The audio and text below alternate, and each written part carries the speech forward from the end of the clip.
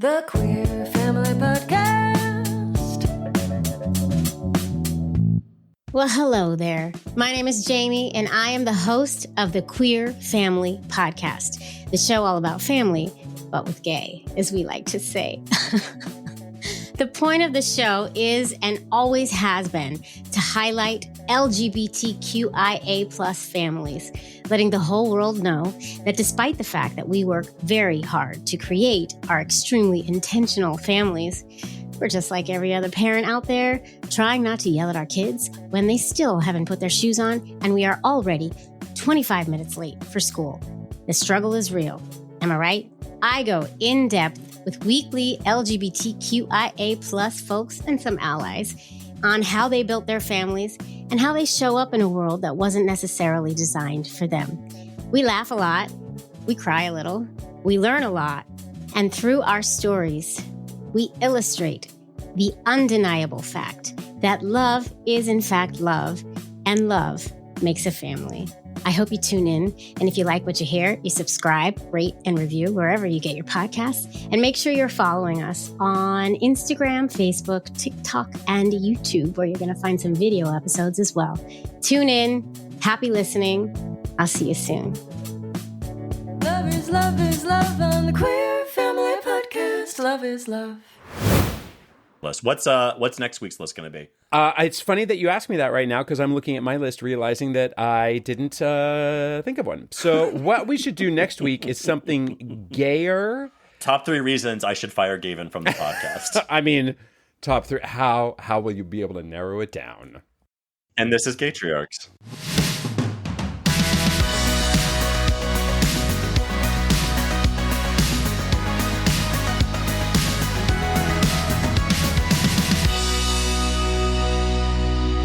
So the other night, my daughter says to me, "Daddy, what's your favorite football team?" And I'm like, "What?" You're like the Boston Red Sox? I don't know. So I'm like, well, I mean, I grew up in Denver. So, you know, I'll always say the Denver Broncos. And she goes, "My favorite team is Kansas City." And I'm like, "What? You've never had an opinion about sports ever in your entire life, except your soccer team and who sucks on it and who doesn't." But so suddenly I'm like, "Oh, you like Kansas City, huh?" And she goes, "Uh-huh." Because Taylor Swift is dating Travis Kelce. And I'm like, it is. Wait, There what? Yeah. Now, I didn't know. I know we are way behind because we are, obviously, we have released this on October 11th. But, and today is obviously October 11th. It's very October 11th today. I'm weeks behind in this story. But I'm like, okay, girl, you have an opinion about sports thanks to Taylor Swift. I mean, Taylor Swift is, you know, there's so many hilarious memes about, you know, people being like, Taylor Swift is really going to make Travis Kelce's career sail. When in reality, are you up to date with like, this guy's, somehow I fell into all of this, and I was kind of here for it because there's like so many mean things, and it was fantastic. It's hilarious. Yeah. It's hilarious. Well, anyway, so she says to me, "But you know, Daddy, what this means." Oh, and she of course is like, "And I can't wait to watch next week's game." I'm like, "What? Okay, you want to watch a football game? Great, just to see if Taylor Swift is going to be in the background. Cool." She goes, "But you know what this means, Daddy? She has a new boyfriend. So what does that mean? A new album coming up. Yep. Oh, and by the way, Daddy, Denver sucks." And I'm like, "Excuse me?" She goes, "Yeah, they lost like 70-20. And I'm like, "Sweetie, that is almost statistically impossible for a game to have a spread of 70-20. Also, and stop. Just be into the Taylor Swift part of it. Don't think that you know stats and you're going to join a fantasy league. So then I literally turned and I Googled real quick what was the score of the last Denver Broncos game, and they lost 70-20. Oh my God. And also, by the way, they're in last place in the NFL. But I was like, okay, girl, you know football scores now. And I guess I'm here for it all. I mean, I guess if this is the way she gets into something different to like diversify her Taylor Swiftiness, fine. Except not diversifying at all. But I mean, listen, I don't mind watching a football game with her, and by watching a football game, I mean watching the last 7 minutes, which is the most interesting part, and some of the commercials. But you know, And thick men and white tights or whatever they're wearing, right? They're wearing tights. In their tight pants. Yes, watching the tight end in his tight white pants. And the wide receivers, my nickname in college. So anyway, yeah, so children are stupid. But also I have decided that children are ugly mirrors. Oh, and when I say that, I mean like you don't realize you do or say or act a certain way, and then your children do it. Yeah. And you realize it comes from you. Yeah. And it is never cute. I mean, every once in a while it's cute. So like one of the things my husband says when our son gets up is like, did you have a good sleep? And it's very sweet. And now he'll wake up and he'll come into our room and be like, did you guys have a good sleep? So it's very cute. So sometimes it's cute. Sometimes it's not cute. Like I would say most of the time. I think me, like most self-respecting artists, hate myself with such a burning passion, but also an egomaniac at the same time. Do you know what I mean? Relatable. Relatable. Your shit doesn't stink and you hate yourself 100%. At the same time. And I can't walk past a mirror with A, hating myself, B, lifting my shirt up and looking at my stomach to see if it still is as disgusting as I think it is. How much you have to hate yourself in that moment. Yeah. I mean, it's like a real like deep-seated trauma. I mean, you've heard me many times say, I cannot look at myself in the screen right now because I will just stare at myself the entire time. So I always have our notes next covering my face up. Yeah. So my son is peeing the other day and I'm waiting for him to be done. And I, staring at my midsection, hating myself. And my son turns to me and goes, Daddy, why do you always look at yourself? Why always lift your shirt up and look at yourself? And my husband had warned me. He's like, you got to stop doing that. Because like, this is like going to our top 3 list is the generational curses. I was like, I cannot pass along this body trauma to him. But it was like one of those things where it's like, I didn't think he saw that. Like he doesn't see anything, but I do it all the fucking time. And by the way, out there, this is totally in my head. I have a rock hard 6-pack. But I just, I'm just. We're going to put that in our show notes. Yeah, I'll post some shirtless photos on Instagram. So anyway, I think children are ugly mirrors. We definitely need to build our following, and your thirst trap pictures. I mean, let's do it. I did post a TikTok of me with like my shirt open, like dancing, and it was a big step for me. I was very nervous because I don't have a good body, but I was just like, you know what? I don't care. This is a joke. Whatever. It has like 2 views. Anyway. As you should, though, we really do need to get past our artsy body trauma because it's like, I'm going to stop you right now and say, hey, everybody, David might not have a 6-pack, but he's got at least a 2-pack and a 2-pack and a tube top. They look really good together. And you need to embrace your. I wouldn't even say you have a dad bod. No, I don't. I actually don't. Like, if I'm being honest with myself, I have like a mannequin body where I just look like a regular person. There's nothing interesting or defining about me. But I hate myself like every good artist. But I want to move on to just the last topic before we do our top 3, which is moms groups on Facebook. There was a post in a gay dads group I'm in on Facebook talking about this. And they were talking about, how do you feel about these like moms groups, right? Like where it's like moms of, Bergen County or whatever. And like, you're not allowed in there. And it's just an interesting thing because like you understand the reason they exist is like, because there's a safe space for these moms to do whatever, but also it's exclusionary for people who don't have moms in their family, but also there's the gay dad group, which is the same way. But that was some drama. There was some back and forth in that. And I am here. I told you, Facebook drama, catnip to me. Wait, you're saying in the gay dads group, that was the draw. They were going. It was like women deserve their own safe space, blah, blah, blah. And the other people are like, absolutely not. It's exclusionary. How dare they not let us in there? And I'm just like, whatever. But there's one in my hometown, and it is the only parents group of my town. And they were like, it's like a mom's group. And I was like, I emailed the moderator. I was like, can I join? There's a 2-dad family. And she was like, no. Because my neighbor friend is like, oh, did you see the thing in the parents group? There's like free toys in the curb. I was like, no, I'm not allowed in there. It's not a parents group. It's a mom's group. And do you know what? That's what's different. Well, that's funny. That's funny. Just now I was kind of like, oh, come on. You don't need to be in a mom's group. You've got your gay dads. But wait, the local thing? You should be allowed in that. There's that no should be local. But I was like, should I start up local dads? I was like, no, this is so stupid. No. But no, the gay dads group is like a national, just basically it's called Gay Dads on Facebook. It's pretty cool. Yeah, of course. But yeah, no, it's like a local town. Like, hey guys, like, questions about pediatricians, like helpful stuff. But it's for that should only be. I mean, and obviously you would be the most contributive and helpful person on that group, and they don't realize what they've left out. I mean, come on, that is exclusionary and stupid, I think. Totally. So, moving on from these children are ugly mirrors and not passing down your trauma, let's talk about our top 3 list this week, shall we? It's time for the top 3 list. Gatriarch's top 3 list. 3, 2, 1.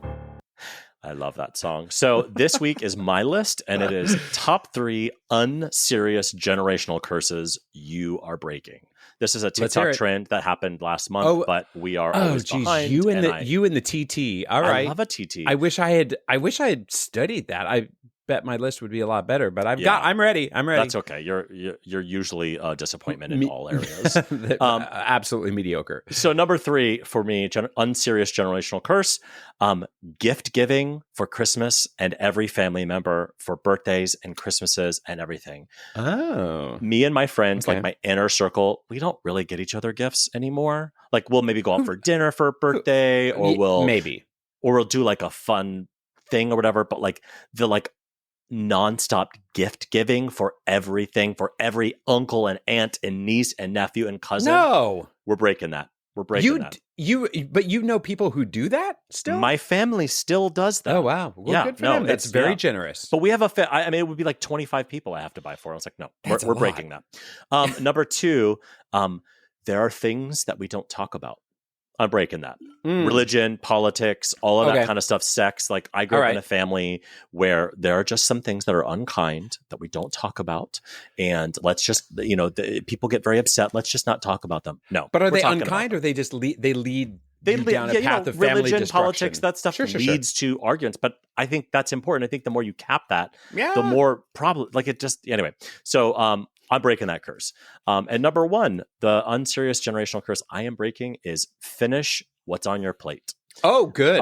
Teaching that food is, if you're hungry, you eat the food that you've been given. If you're not hungry, you don't eat it. Like the thought that you have to finish this food when you don't want to eat, and putting a negative association with food and what it does for your body. I'm breaking that. That's my number 1. What about you? In this one episode, you have gone from bringing the body trauma to ending the body trauma.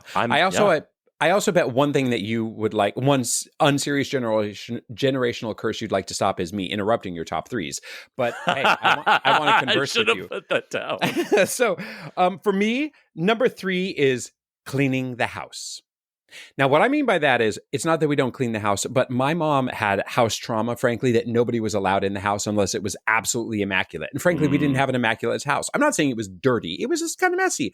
And therefore, nobody was allowed in the house. And I'm like, folks, I would rather have the fellowship in my house than think that I can't let anybody if every crumb is not on the counter. Because guess what, y'all? We have piles of paper from time to time. And yeah, so I'm ending having to have a clean house to have people over.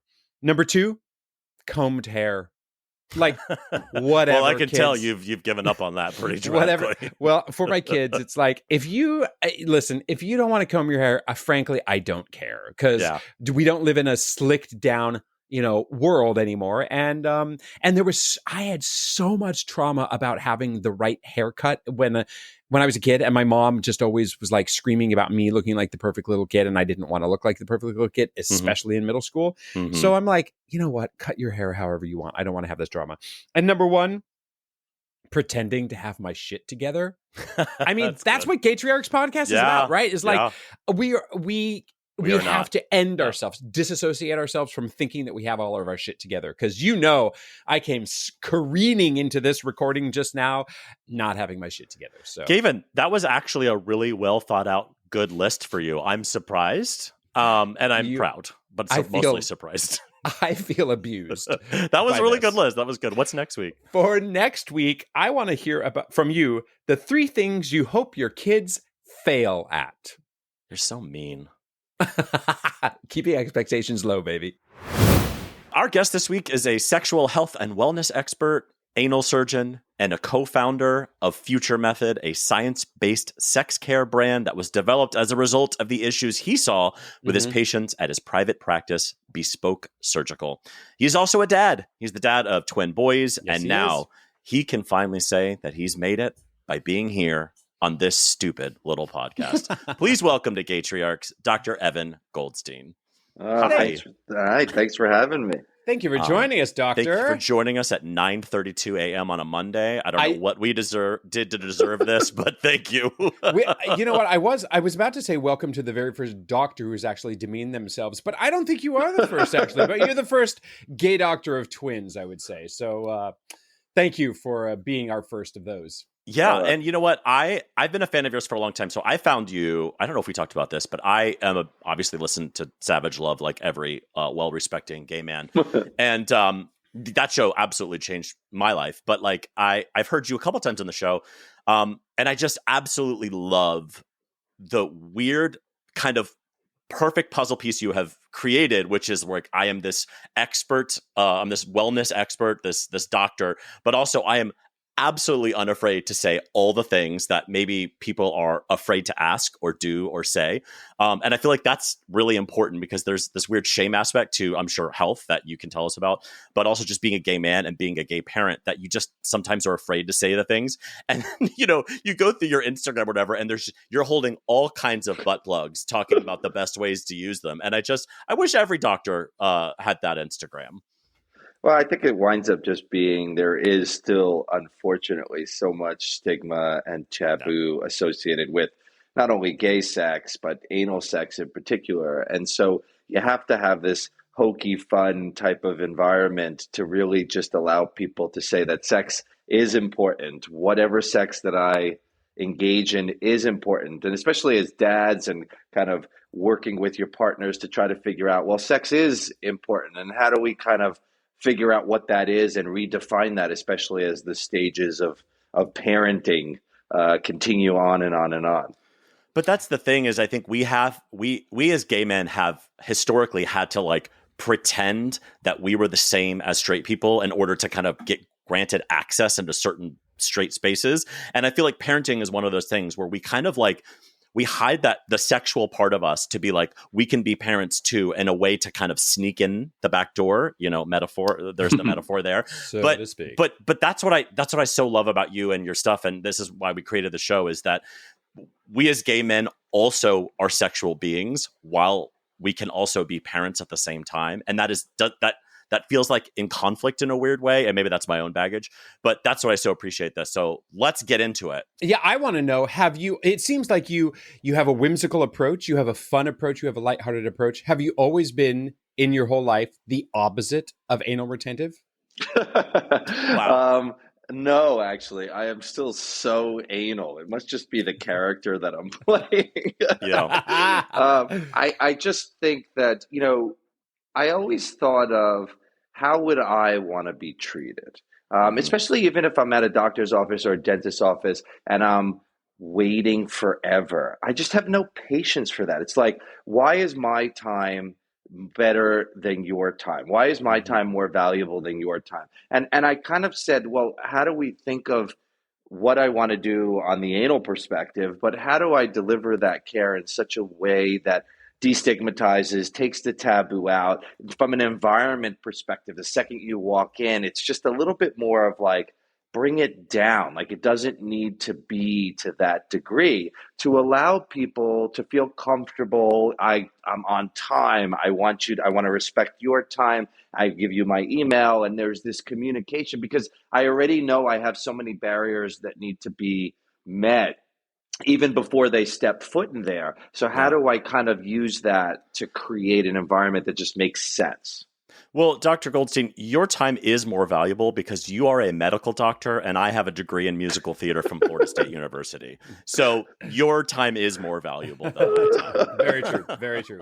But when you say you are actually anal, does that mean you are somebody who lines his socks up color-coded? Or what does it mean for you to say that you're super anal? Well, I think, most surgeons are pretty, Meticulous. like I know exactly to the exact time that it will take me to do X, Y, and Z. And then if I'm doing 10 surgeries on a Friday, I know that I'll hit a certain train to go home because I got this going on. So I am definitely someone, though I have definitely gotten better as the kids fuck with your mind. Yes. Where you're kind of like, okay, like, okay, Yeah. like this is not the way that it was supposed to go. You can only be so controlling with children. But can I ask real briefly then, what are the surgeries you're performing though?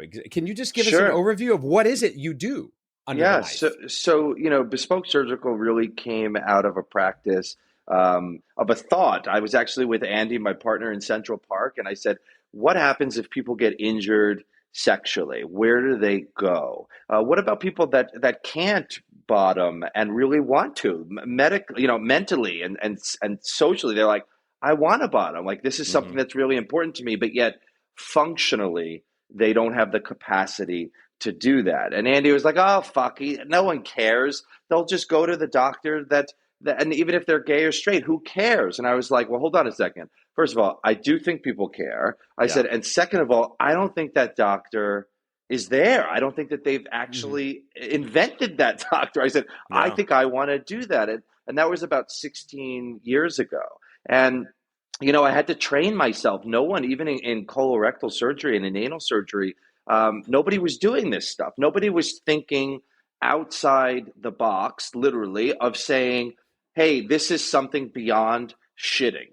People are using it for this. People are using it for this, rightfully so. And how do we learn how to take care of it? And so that stemmed my practice. And as I started to do that, you would start to see patterns of people that were either taking too big dick, or were not engaging correctly, or were just not meant physically in that space to be able to take their partner's appendages or whatever they were thinking about taking. And so I said, okay, well, let's come up with scenarios. Like, how do I fix the tear? How do I think about friction with sex? And if somebody has a hemorrhoid or a skin tag, not only remove it so that they can shit well, but think about, well, what do we need to do to get them to take their partner or partners or the toy or fist that they want? And so a lot of the surgeries are that I'm too tight, I've torn, I have extra skin or hemorrhoids, or the opposite, which is I've really enjoyed myself a lot. And my partners are huge and I'm into fisting and I started really early and now I feel a little bit too loose or I don't have the same pleasures that I've had in the past, or my partners are complaining that they can't get off inside me because of X, Y, and Z. And then I tighten them and do other things. So a lot of that. And then also the aesthetic side, which I don't want to play too much into it because I don't want people to think that I'm like pushing, hey, the hole needs to look this way. I think it's, what is that for you? Meaning if I've seen someone with the biggest skin tag hanging off their ass and they're like, whatever you do not touch that fucking thing. And I was like, why? They're like, my partner loves it. He loves to flick it and play with it and lick it and eat it. I was like, all right, that fucking thing is staying, Absolutely.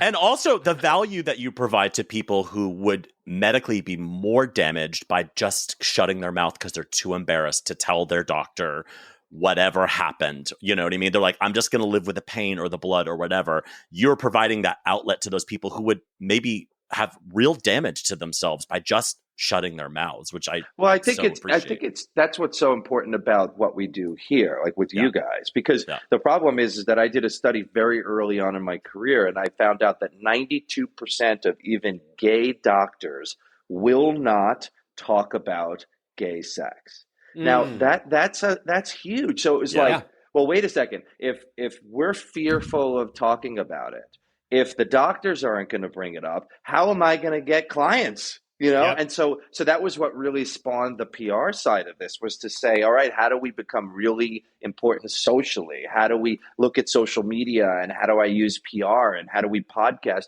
to talk to people and say, no, you shouldn't put sex on the back burner. You shouldn't put anal in this space to be like, because there's now easy approaches and simple things that we can do that change lives. Let me tell you something. I do something for 5-10 minutes in an operating room that is not very complicated, I'm telling you. But yet when they come back and they're getting fucked, and they're so happy, and them and their partners, you lose relationships. People come in and they're like, my partner left me. I can't find somebody that wants to be with me because of X, Y, and Z. It fucks with people, and not in a good way. It's really terrible. Is there a surgery you perform to fix Gavin's bad attitude? Is that something you can do with a scalpel? First of all, fuck off. And second of all, that is so hilarious because it does absolutely make me think of my children and their bad attitudes, which makes me think of your children and whatever attitudes they may have. So do you mind giving us a little background of like how you became a dad and how has it changed you as a doctor? Yeah, so Andy and I actually didn't want to be a dad. I mean, not at that part of my life. The problem was I was married to a woman. I came out. Obviously, I ended that, got divorced in that situation, and then I met Andy. And when we were dating, I just finished training. So I was like still very young. Like I wasn't gay. I didn't get to live my 20s because I was training. And I didn't get to travel. And so Andy was in fashion and we were traveling and we were doing so many things. And then one day he turns to me and he's like, I want to have kids. And I was like, I'm just not ready. He's like, well, either I'm going to have kids with you or I'm going to have kids with someone else. Like you need to make the decision. And so I was like, fuck it. I guess we're having kids. And then like literally 11 months later, wow. We had, because it was so quick, because what wound up happening is our surrogate mother was scheduled to be with another single dad. And when she went to meet him, she just didn't like the dynamic. There was something not right. So she was like literally like ready to roll. And we just scooped her up and it was amazing. Did you do gestational surrogacy or did you do traditional surrogacy? Traditional surrogacy. Okay. And so you didn't have to create embryos. No. I'm sorry. Yeah. I take it back. Gestational surrogacy. Okay. And this was done in San Diego at the time. She was from Arizona. And we wound up putting in, at that time, I don't think you could do it now, but we wound up putting in 3. Oh my gosh. Yeah. Now most doctors won't do more than 1. And if they do, they may do 2, but it's definitely frowned upon. Yeah. So we wound up putting in 3. Wow. And all 3 of them took and 1 split. And so we wound up, so it was like, so Heather called me and she's like, are you guys sitting down? She's like, I signed in my contract that I would not do more than 2. She's like, this has got to end. And so anyhow, we were scheduled to do a reduction and we were supposed to reduce the identical twins because they share the same placenta and it's the higher risk of all the 4. Sure. The day before she was going to she had a sonogram, and the only 2 that were left were Phoenix and Sebastian, my kids, the 2 the identical twins. And were they like facing like the ultrasound with their like middle fingers up? Yeah. They were like, you're not gonna reduce us, motherfucker. They're like the rest of you are fucking out. We ate those motherfuckers. We're here. Gone. And then it was a tumultuous course, just like a lot of us. The problem is when they share a placenta, you worry about one of them getting too much blood and then the other. And then what happens is the organ. So Sebastian was getting too much. Phoenix wasn't.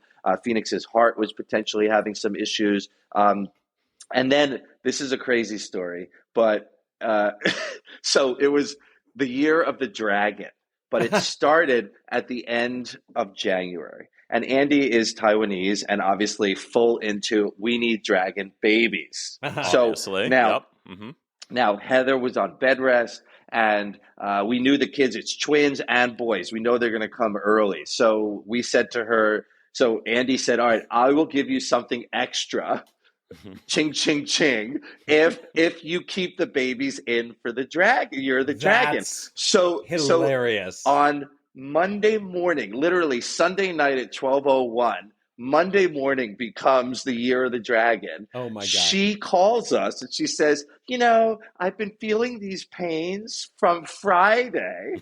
I was like, and I don't know if it's anything, but I'm just going to go to the hospital. And then literally an hour later, we get a call that they're like popped out and like, C-section emergency done. She held them in all weekend. She had duct taped herself. She'd get a little tuckaroony because she wanted that cha-ching. Beyond and she was like crossing her legs. Boy, she talk about somebody not shitting for a while. Oh, totally. It was wow. amazing. And then it was the best thing. And it has been, it has transformed me and changed me Sure. in such a positive light in my life. I mean, you know, it really starts to ground you. It really shows you what's truly important. And yes, Sure. I love what I do at work. I love going to work and helping people. But when I am at home and you start to kind of really form this relationship and start to cultivate and understand how to drive them in the right direction, it is super cool. Yeah. Now they're dragon boys, though, so Yes. surely you've got some dragonista kind of stories for us. What is are they putting you to the test every single day, or? Yeah, you know, now I could have skipped the first 7 years. I honestly, Seven? especially Dr. Goldstein, I have a Goldstein. 4-year-old and a 1-year-old, so please don't tell that to me. 7 years. I could have skipped. You know, it was 2 boys and then twins, you know, and I'm like, you know, you have to raise twins differently. You know, you do a lot of things different where they've never slept with us in the beds because like if one comes in, the other, and then it just becomes a whole big clusterfuck. And like you never would feed them holding them. You would feed them in the bassinets because you didn't want them to become so attached to you in that way, because then you're like, you know, you're trying to juggle all this shit and then there's only you know, and there's only one of you. But, you know, it's so weird for me to see the same genetic imprint become completely 2 different individuals. That's what I think is so super cool. You know, they're really actually easy kids now. I mean, when they were growing up, Sebastian had some delays, and when you don't have vocabulary, what do? You hit, you bite, you create situations that were just really not fruitful. We had so much help in the beginning with early intervention stuff that was so positive. Oh my God, I just tell all dads, anyone out there that are parents, that like there are services out there that are life-changing. And if you are doing things early in your child's life, you change their course forever in such a positive light. And one of the things that I think I learned very on, I was not a traditional gay because I was really super sporty in everything. He says wincing and almost apologizing. But yes. And he's talking about women's figure skating, by the way. So don't. But I was like, you know, football, basketball, all this stuff. And I still am. But when I was growing up, you try to put onto your kids the things that you know. But my kids were like, Evan, Dad, I'm not into those things. And you start to learn that like you're not living your kid's life. Like your job is to allow your kid to live their life and just help them navigate and make the right choices. So now it's a lot of that type A personality that I was, that you learn that like, you know, Sebastian came home from the new school and he's like, I've decided not to play ice hockey anymore. He says, and I said, okay, and what sport are you taking? And he goes, art. And I was like, full contact. I was like, perfect. I was like, you do good for you. But that's something interesting that I have felt guilty about myself as a dad is now, and my kids are very young, is that I have enjoyed them more when they act more like people. So like my 4-year-old has like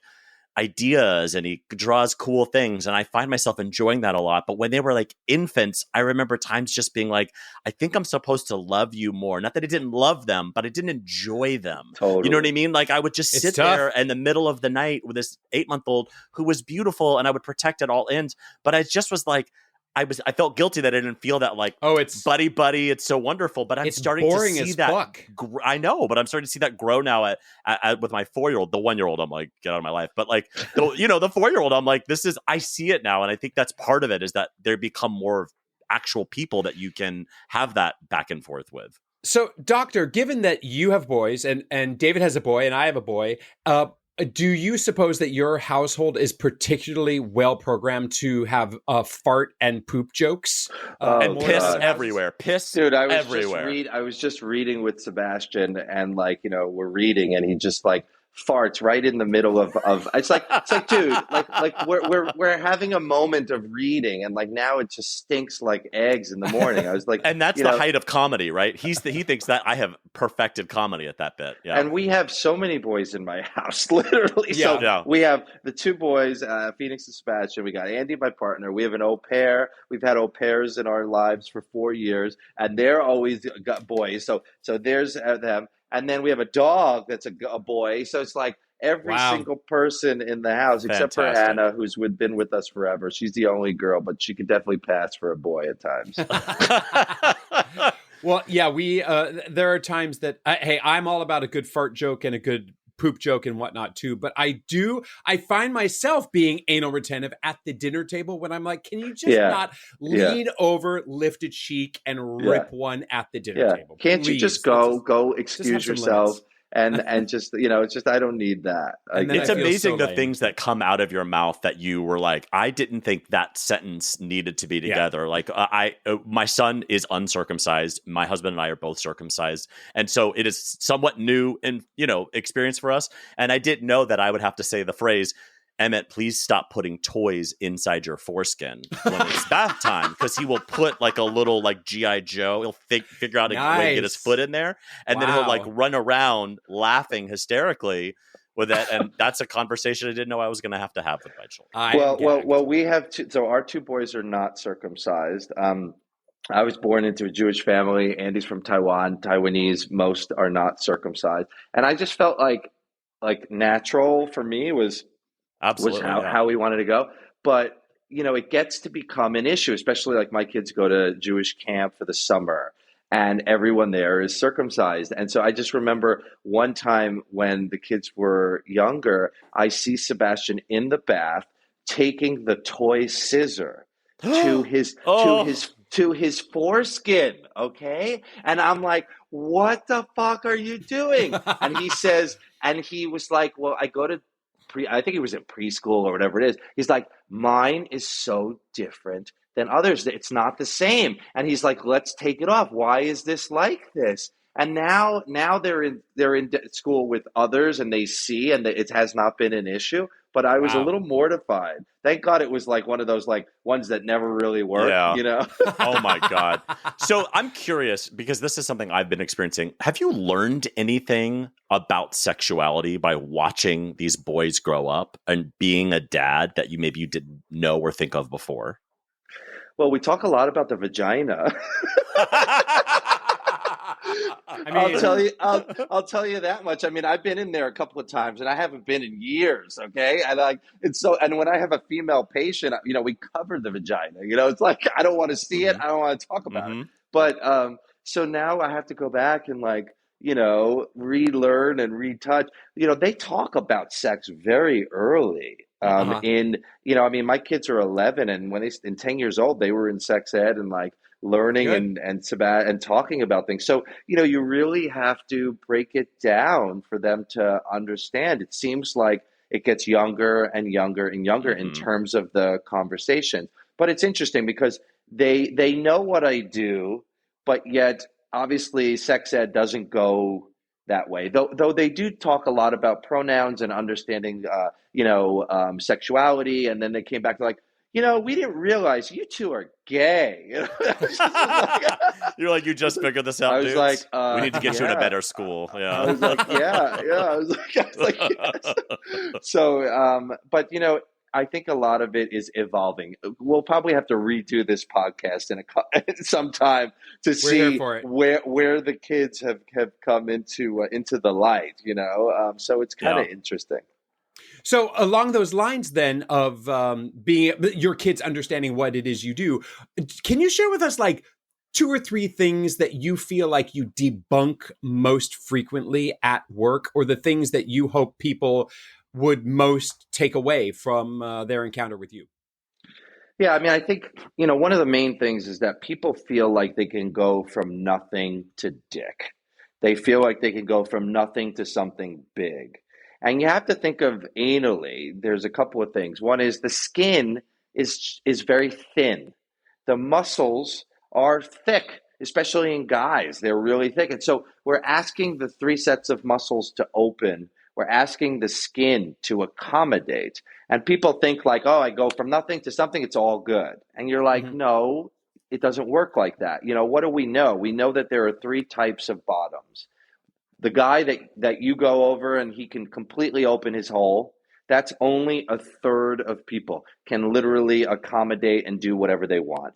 2/3 of us need assistance, whether it's through kind of, and I break it up into 3 buckets. The first bucket is, can you do things on your own with the right education? Meaning, if I give you glass dilators, if I give you an understanding and the education to understand gradual progression, it's no different than going to the gym. You don't just run a fucking marathon, right? It's the training, it's understanding your muscles, it's understanding how it works. And then also, as you're training, you realize, are you capable of doing it on your own? Because sometimes I need to do anal Botox, which is a relaxant to one of the muscles to allow you to dilate correctly. When someone, shoves a finger up your ass, plenty of people close their ass so fucking tight. And that's what's happening with sex, where they can't fully relax. So can the toys themselves and you learn how to do that? Or do I need to do anal Botox in the office a few times to help that? And then the third bucket is a surgical bucket, which is certain things that I've learned and techniques to get people either the skin to accommodate or the muscle to relax, or a combination of both to allow people to get to where they need to be. So I think one is that myth. The second is, people douche, and I get it. I understand why people want to clean themselves out. I get it. I totally get it. But what happens is that a lot of what I see with injury or with higher risk of STDs or HIV is because most people are over douching.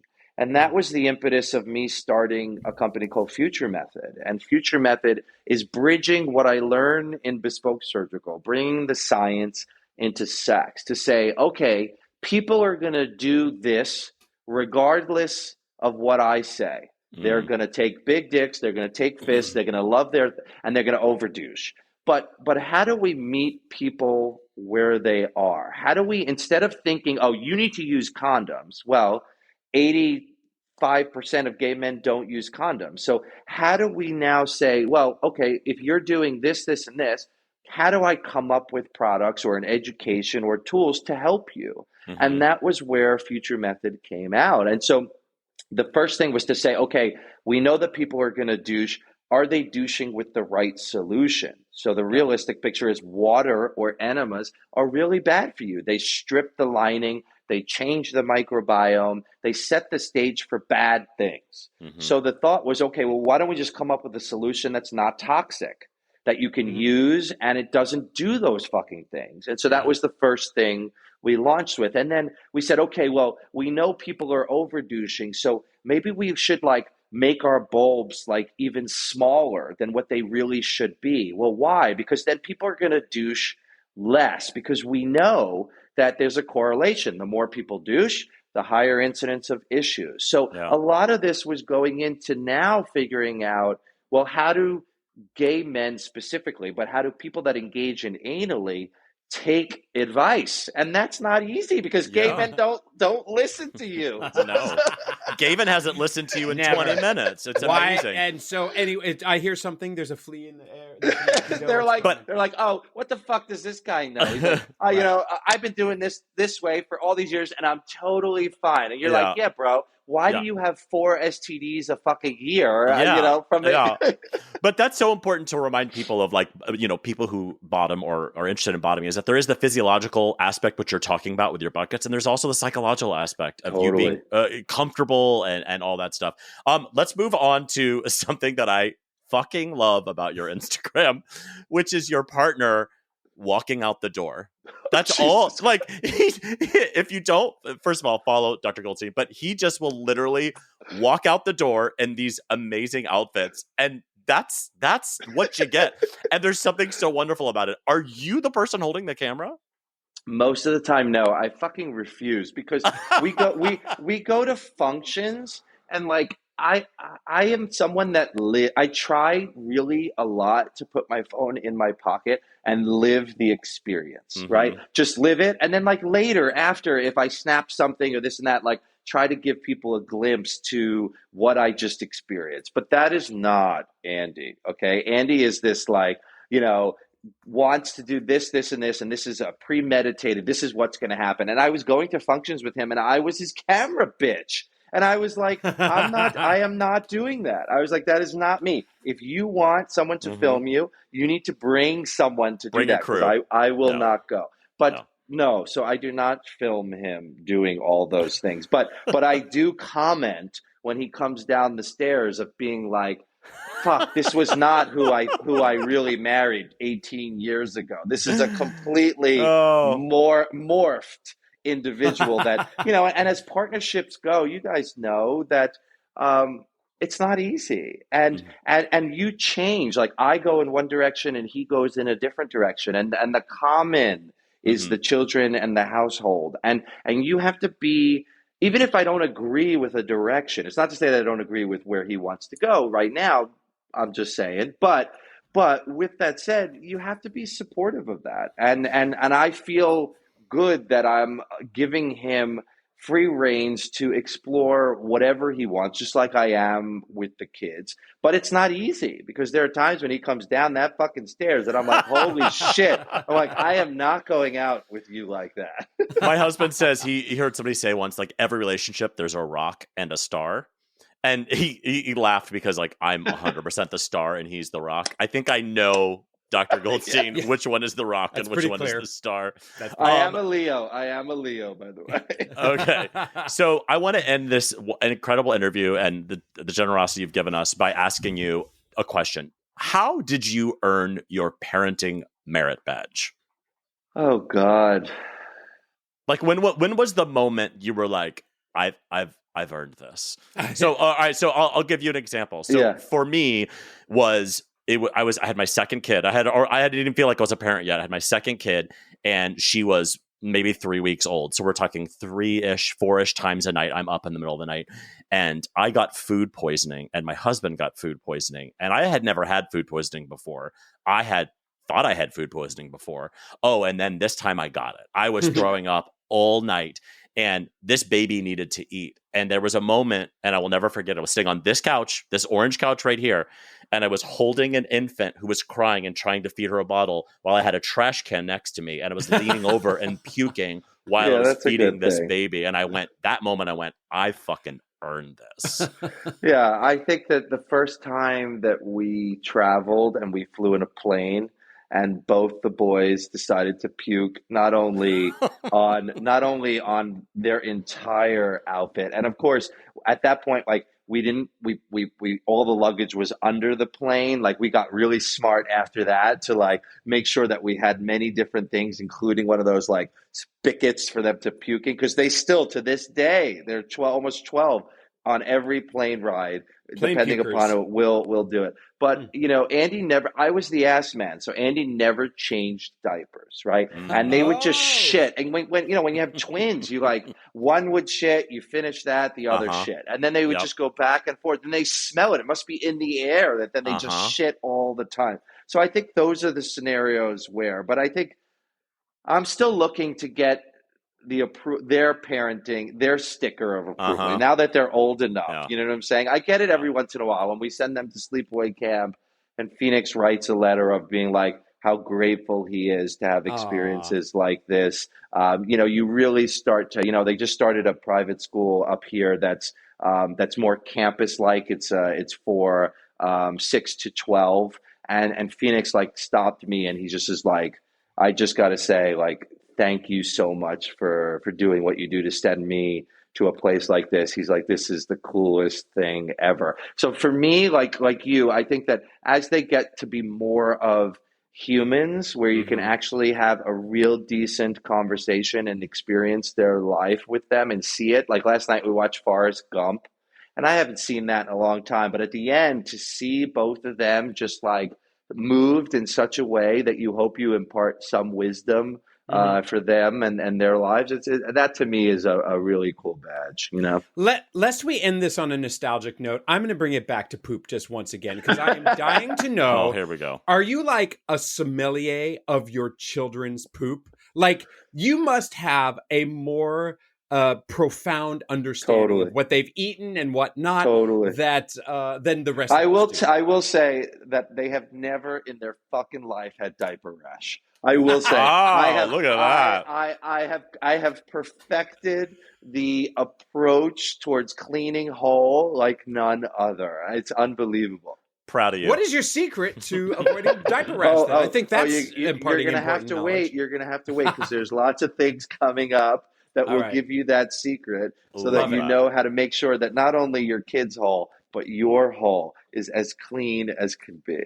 Awesome. Amazing. What a wonderful way to end this. Thank you so much again for joining us and demeaning yourself by being an our stupid little podcast. Oh, I love it. Thank you guys so much. Okay, so my something great, unfortunately, Gavin, is sweet and not ironic or clever or funny or anything. So one of the things that I have just loved that I didn't know about was morning cuddles.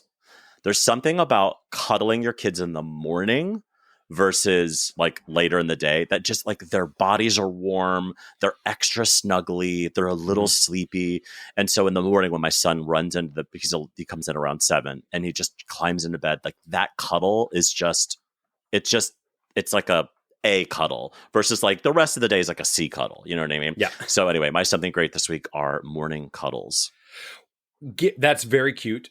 That also immediately makes me think about another something great is that I love being able to snuggle my little boy when I wake him up in the morning, and his breath.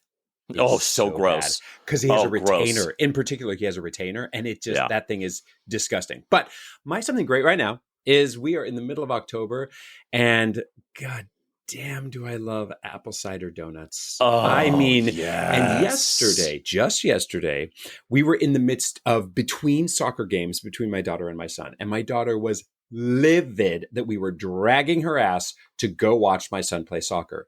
But on the way, I knew that we were going by a farm stand that makes the most incredible apple cider donuts. And guess what? That little shitty attitude of hers changed just like that, thanks to apple cider donuts. And that is our show.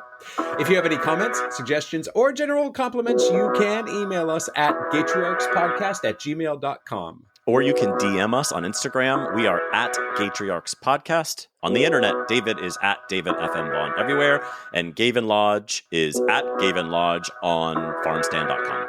Please leave us a glowing 5-star review wherever you get your podcasts. Thanks, and we'll top you next time on another episode of Gatriarchs.